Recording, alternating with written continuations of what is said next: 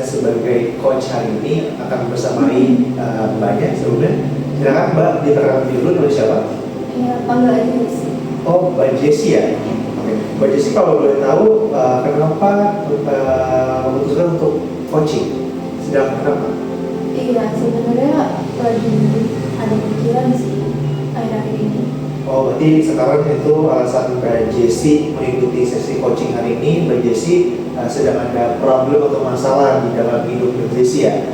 Oke, baik. Sebelum masuk pada sesi coaching hari ini, nanti saya akan memberikan beberapa pertanyaan yang nanti harus Mbak Jessi jawab. Dan juga di sesi tengah-tengah pertanyaan, ini saya akan diskusi mengenai masalah yang terjadi di Mbak Jessi. Betul? Baik, untuk pada sesi coaching hari ini, Mbak Jessi silakan jawab dengan tenang, tidak perlu khawatir apapun. Semua kerahasiaan informasinya akan saya jaga. Jadi silakan Mbak Jessi diluapkan apa yang sedang Mbak Jessi rasakan pada saat ini. Paham? Baik, mungkin tadi kan saya sudah kenalan ya, kenalkan nama saya tadi, saya sebagai coaching hari ini dan Mbak Jessi, betul?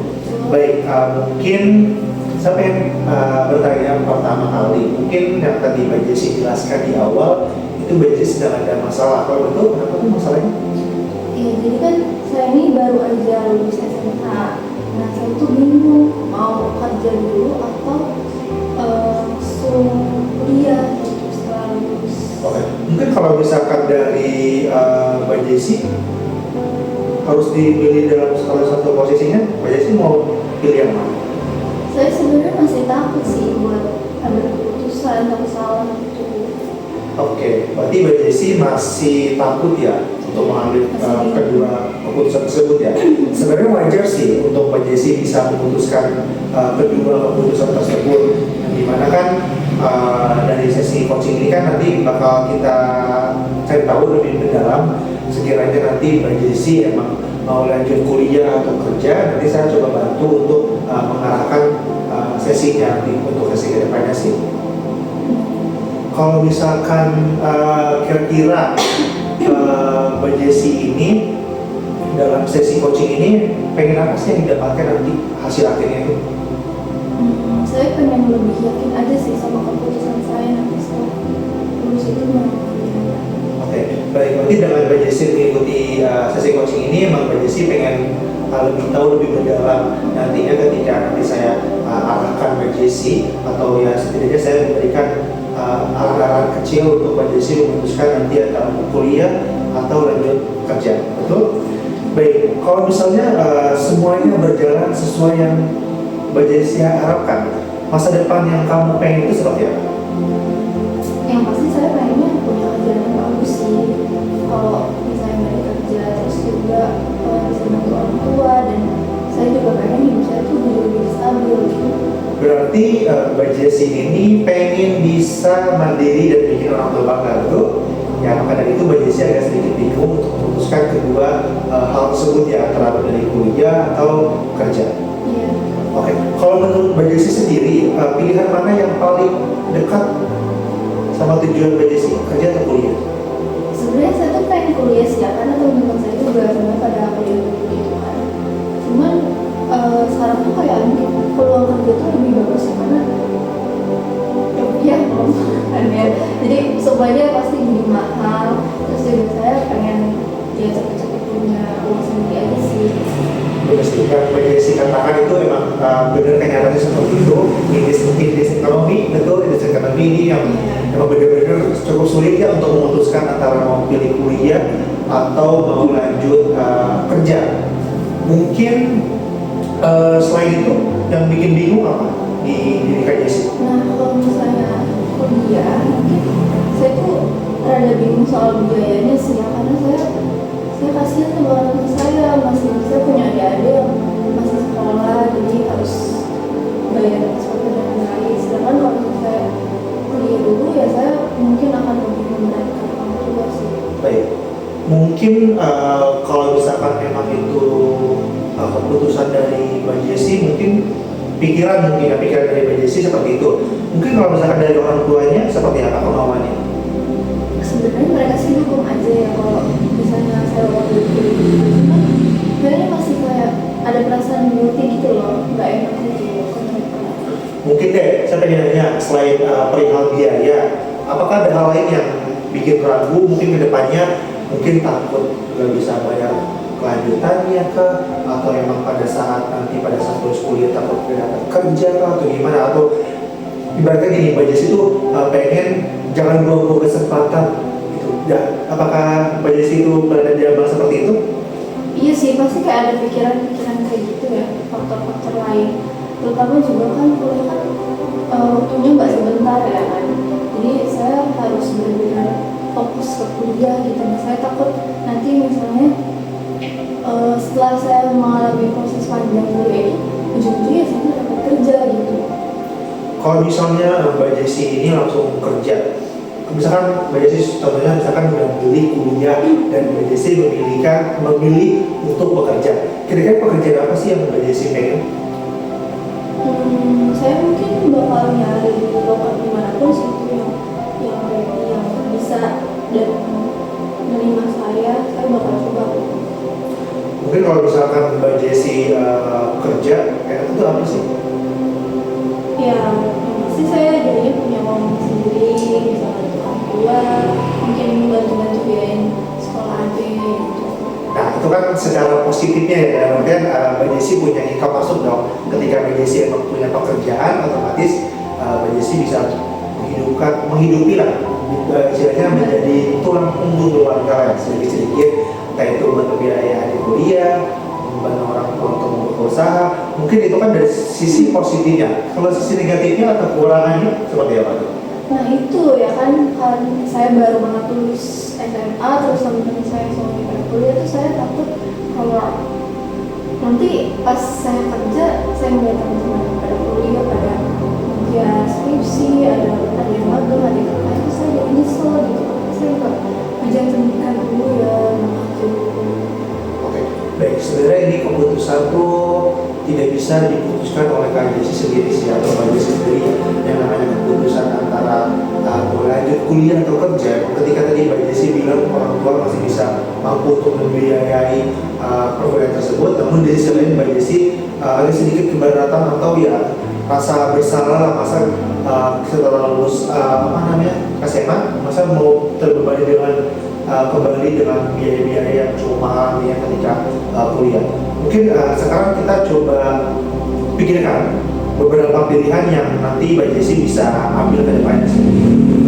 Baik, menurut Mbak Jessi ini pilihannya apa saja nih? Mungkin pertama saya lebih condong ke kerja dulu sih utamanya. Terus keduanya mungkin baru fokus kuliah. Tiga mungkin kan ada beberapa fokus yang menyediain waktu yang lebih luang, jadi saya mungkin bisa ngambil kuliah dan sambil kerja, tapi kerjanya part-time aja. Baik, mungkin saya sangat setuju untuk opsi yang ketiga, kuliah sambil kerja part-time. Mungkin dari Kak Jessi, apakah ada kampus-kampus impian tertentu? Apakah emang Mbak Jessi gimana aja yang penting bisa sambil kerja kuliah ini?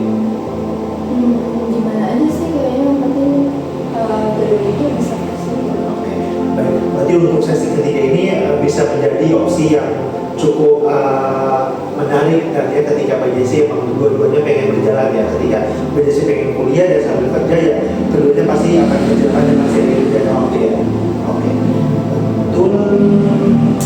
Sesi memang dari ketiga itu yang paling realistis ya, mungkin yang ketiga sih ya. Ketika emang Mbak Jessi ingin mengejar karir, ada karir dan pendidikan itu ya sangat cocok sih ya, sangat cocok sih. Mungkin kenapa milih opsi ketiga dari Mbak Jessi? Karena kalau misalnya saya udah nemuin kampus yang fleksibel, jadinya saya mungkin bisa lanjut pendidikan, tapi juga sambil bisa dapat uang saya sendiri. Mungkin ya emang ini ya apa namanya itu sebuah tantangan sih ya, ketika Mbak Jessi memilih pilihan yang ketiga tersebut, dimana kan Mbak Jessi harus membagi waktu dong, dan namanya kuliah sambil kerja kan otomatis kan capek ya, dimana itu kan membutuhkan tenaga lah ya. Mungkin ketika Mbak Jessi ini kerjanya pagi atau mau shift, nanti kuliahnya malam belum tugas-tugas ya. Apakah Mbak Jessi siap dengan konsekuensi seperti itu? Nah itu mungkin waktu saya harus pertimbangkan ya, karena saya sendiri susah gitu ngatur waktunya, jadi mungkin saya harus belajar lagi lebih disiplin soal waktu. Sebenarnya untuk soal waktu sih Mbak Jessi harusnya bisa ya. Dan dimana ketika Mbak Jessi itu ada kemauan hal tersebut, mungkin ya Mbak Jessi bisa usahain sih. Dalam artian ya event itu secara garis besarnya kelas karyawan, Sabtu Minggu itu Mbak Jessi harusnya tetap bisa meluangkan waktu sih untuk melaksanakan kuliah sih harusnya ya. Jadi ya nanti untuk hal tersebut ya saya harapkan Mbak Jessi bisa mengambil keputusan tersebut secara besar sih. Dalam artian ya ketika Mbak Jessi ini pengen kedua-duanya jalan, ya mau nggak mau ya harus ada dikorbankan. Jadi nanti ketika Mbak Jessi ini memang memutuskan untuk kuliah sambil kerja, dan mau tidak mau ya Mbak Jessi harus siap dengan konsekuensi yang ada. Entah itu nanti pada saat beberapa pekerjaan Mbak Jessi akan ada beberapa sedikit cuti mungkin nanti 1 bulan sekali kah atau apakah, untuk nanti biasanya tuh ada beberapa tugas yang harus diselesaikan, entah itu tugas kelompok atau tugas apapun itu sih. Jadi ya untuk time management sih Mbak Jessi harusnya sudah bisa terbiasa ya, atau mulai terbiasa dengan hal tersebut ya. Mungkin ya dengan disiplin waktu sih ya. Mungkin setelah ngobrol beberapa sejauh ini ya, kita kan ngobrol tadi udah sedikit jauh nih dan mendalam juga. Ada nggak sih keputusan dari Mbak Jessi yang pengen kali Mbak Jessi ini ambil? Apakah Mbak Jessi ini bakal tetap ambil kerja doang atau kuliah sambil kerja? Seperti apa? Saya setelah tadi yang obrolan kita, sebenarnya saya lumayan tertarik nyoba itu sih kuliah sambil kerja part time gitu, mungkin ya. Sebagus itu pilihan yang tepat juga ya. Tadi saya bilang intinya nanti pada saat Mbak Jessi melakukan kedua kegiatan tersebut, yang namanya time management itu harus diatur sedini mungkin atau sawah mungkin. Nantinya ketika Mbak Jessi ini masuk ke perusahaan dan masuk ke perguruan tinggi, itu Mbak Jessi sudah ada tuh timeline-nya atau waktu-waktu yang kapan saya harus kuliah, kapan saya harus kerja, dan kapan saya harus tugas. Jadi sebisa mungkin nanti pada saat Mbak Jessi langsung kedua kegiatan tersebut, ya Mbak Jessi tidak perlu kaget lagi. Dalam artian Mbak Jessi sudah mempersiapkan hal tersebut sejauh mungkin sih. Itu sih. Mungkin untuk saat ini saya sarankan sih untuk Mbak Jessi untuk mencari kampus ya, cari kampus yang memang jadwalnya itu fleksibel dan membuka sesi kelas karyawan sih. Itu sih yang mungkin yang saya saranin ya untuk Mbak Jessi ke depannya sih. Oke, dan nanti saya bakal coba cari info kampus. Terus ya mungkin kalau ada beasiswa gitu, saya juga cari dari kenalan temen mungkin yang udah mulai ada daftar kampus dan lain-lain. Terus juga sekalian cari ini sih kerja part time. Sebenarnya untuk pekerjaan part time ini Mbak Jessi ini bisa cari di media sosial banyak, entah itu Facebook atau apapun itu yang bisa menunjang dan tidak mengganggu ke aktivitas perkuliahan sih. Yang namanya part time itu paruh waktu dan tidak seminggu full biasanya itu yang saya tahu untuk part time ini. Jadi ya nanti pinter-pinter lah Mbak Jessi nyari tempat part time ini. Ketika masuk, pendidikan masuk ya semuanya beda dengan lancar sih. Kapan nih mau nyari kampusnya nih? Saya jadi semangat nih ya, jujur. Kapan? Mungkin mulai dari minggu ini sih. Oke. Setelah ini sih. Mungkin nanti Mbak Jessi ya pilihlah ada 3 opsi kampus yang setidaknya bisa menunjang Mbak Jessi nanti ketika Mbak Jessi mau kuliah sambil kerja. Jadi silakan diatur dari sekarang, mungkin dari info lokernya kah, info terkait kampusnya kah, mungkin dari saya seperti itu sih. Mungkin dari Mbak Jessi ada lagi yang menanyakan?